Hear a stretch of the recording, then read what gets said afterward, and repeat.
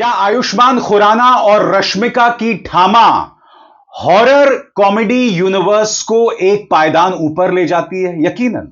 क्या वह आपको edge of the seat thrill देती है? यकीनन। मगर क्या यह एक शानदार ब्लॉकबस्टर फिल्म है? इस सवाल का जवाब जानने के लिए आपको इंतजार करना पड़ेगा। हेलो, वेलकम, खुशाबनीद, नमस्कार। आप देख रहे हैं एक ऐसा शो जिसका नाम है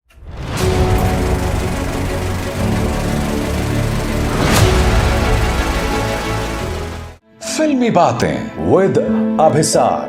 तो फिल्मी बातें विद अभिसार में आज मैं लेकर आया हूं आयुष्मान खुराना और रश्मिका और नवाजुद्दीन सिद्दीकी की फिल्म ठामा।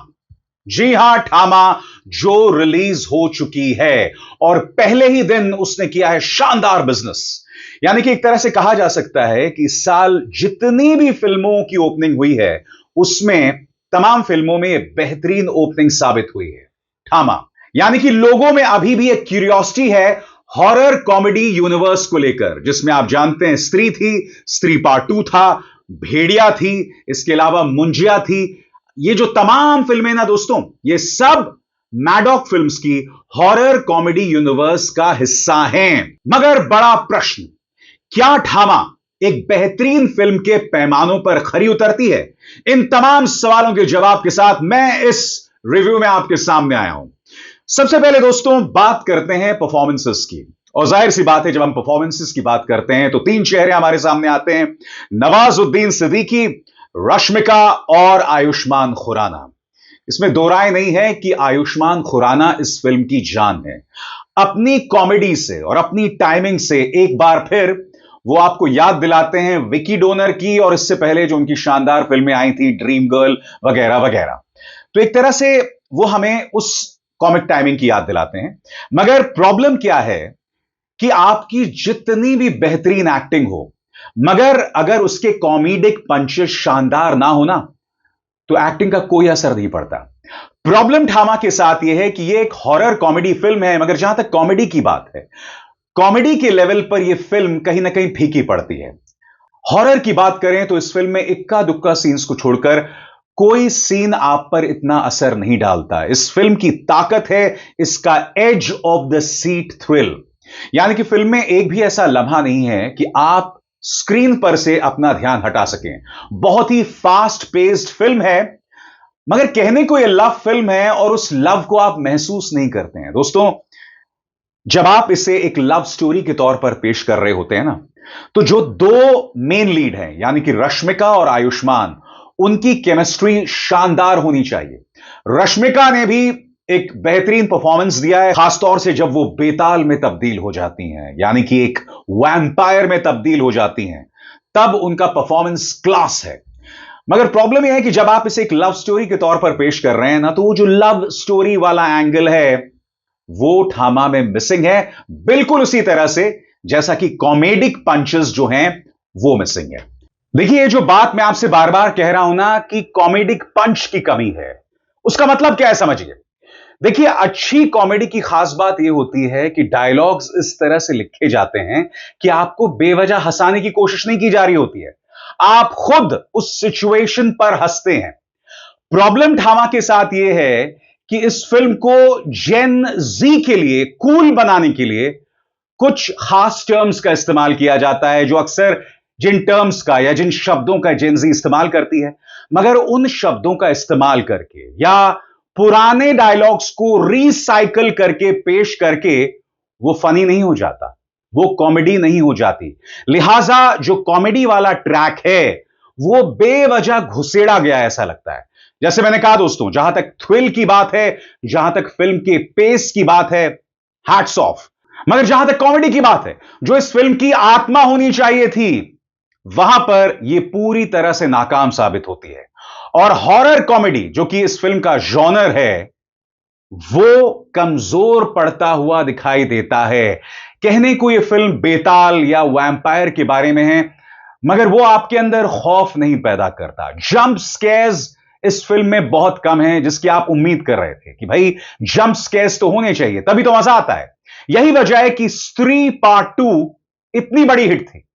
क्योंकि स्त्री पार्ट 2 पार्ट 1 के कंपैरिजन में उसकी राइटिंग कमजोर थी, यह मेरा मानना है।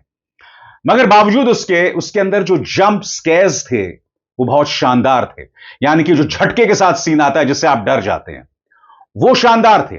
ठामा के साथ प्रॉब्लम है कि ठामा को ऐसा लगता है कि चूंकि हम हॉरर कॉमेडी यूनिवर्स में हैं, लिहाजा लोग वैसे ही हमें हाथों हाथ ले लेंगे। ऐसा होता नहीं है दोस्तों। लोग एक फिल्म को उसके मेरिट्स पर पसंद करते हैं। मसलन हाल ही में स्पाई यूनिवर्स की एक फिल्म आई थी वॉर 2। कायदे से इस फिल्म को सुपर डुपर हिट हो जाना चाहिए था, क्योंकि इस फिल्म के अंदर ऋतिक रोशन के साथ साथ जूनियर एनटीआर भी थे।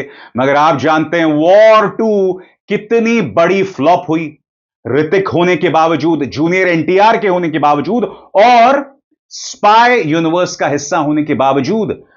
तो डायरेक्टर साहब को ऐसा नहीं सोचना चाहिए कि चूंकि ठामा हॉरर कॉमेडी यूनिवर्स का हिस्सा है तो लिहाजा जनता कुछ भी देख लेगी। अब जनता क्या सोचती है यह तो जनता ही जाने। और इस फिल्म के जो तीसरे किरदार हैं, यानी कि नवाजुद्दीन सिद्दीकी एक अरसे के बाद सिल्वर स्क्रीन पर दिखाई दिए हैं एक बड़ी फिल्म में, जहां पर वो एक बड़े बेताल का किरदार निभा रहे हैं। जी हां, और ये जो बड़ा बेताल है वो आने वाली हॉरर कॉमेडी यूनिवर्स की तमाम फिल्मों में एक बहुत बड़ा किरदार निभाने वाला है। एक तरह से कहा जा सकता है दोस्तों, अब तक ये जो हॉरर कॉमेडी यूनिवर्स था, जिसमें जो सरकटा राक्षस था, अक्षय कुमार था, मुंजिया था, या अब बेताल के किरदार में या ठामा के किरदार में नवाजुद्दीन सिद्दीकी, एक तरह से हॉरर यूनिवर्स के तमाम जो विलेंस अब धीरे धीरे साफ होते जा रहे हैं। इस फिल्म के अंदर भेड़िया वर्सेस बेताल की भी एक बहुत इंटरेस्टिंग ट्रैक है।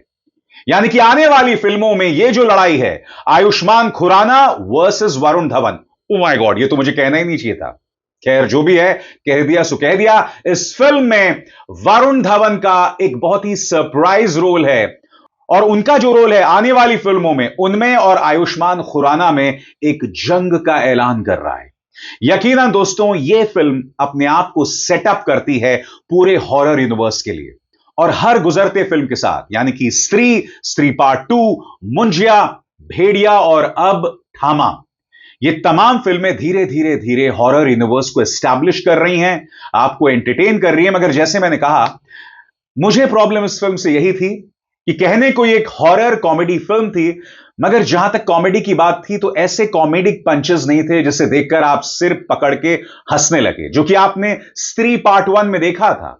और मुझे यह कहने में थोड़ी सी भी हिचक नहीं है कि पूरे हॉरर कॉमेडी यूनिवर्स की सबसे शानदार फिल्म मुझे स्त्री पार्ट 1 लगी थी। हालांकि स्त्री पार्ट 2 ने शानदार रिकॉर्ड ब्रेकिंग बिजनेस किया था, सिर्फ इंडिया में करीब 800 करोड़ का। सही सुना आपने, 800 करोड़। क्या ठामा उस रिकॉर्ड को तोड़ेगी?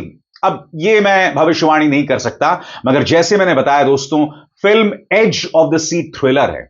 एक भी सीन ऐसा नहीं है कि आपकी निगाह स्क्रीन से हटे। जहां तक गानों की बात है, इस फिल्म में 2 या 3 कैबरे ट्रैक्स हैं।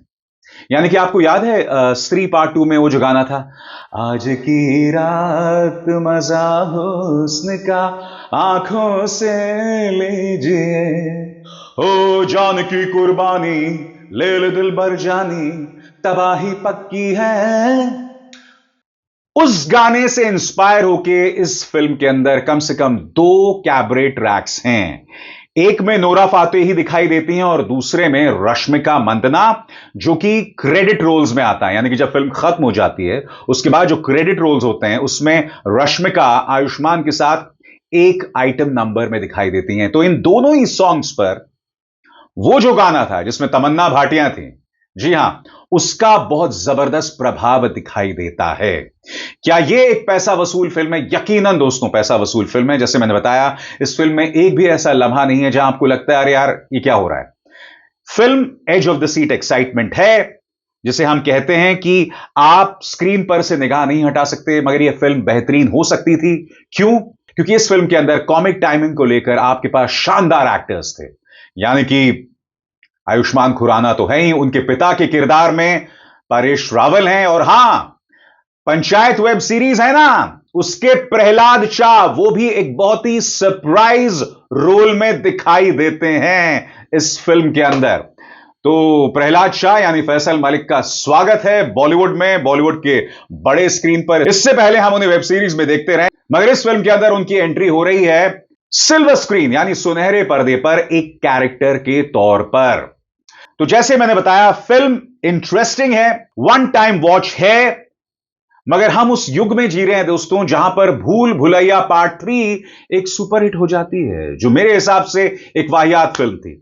ठामा कम से कम उससे बेहतर जरूर है, लिहाजा लोग इसे देखने जाएंगे। ये एक लंबा वीकेंड भी है, भाई दूज आने वाला है, उसके बाद सैटरडे संडे भी है। एक तरह से जो पूरा सप्ताह, पूरा जो वीक है, वो पूरी तरह से फेस्टिविटीज का वीक है, यानी कि त्योहारों का हफ्ता है। लिहाजा लोग बड़ी तादाद में इस फिल्म को देखने वाले हैं, और उसकी टक्कर हो रही है एक और फिल्म के साथ, एक दीवाने की दीवानियत, जिसकी रिपोर्ट्स अच्छी आ रही हैं।